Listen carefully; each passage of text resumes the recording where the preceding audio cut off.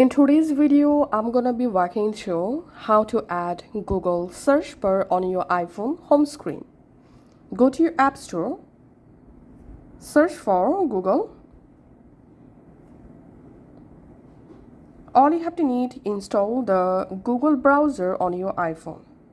Once the Google browser successfully installed, just go to the home screen where you want to add the Google search bar.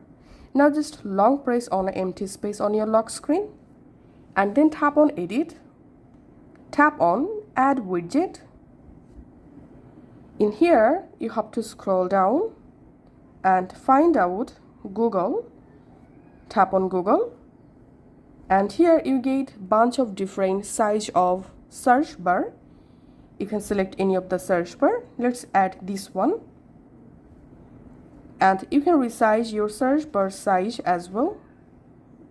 Then tap on Done. And here we can see I've successfully added Google search bar on my home screen. Thanks for watching.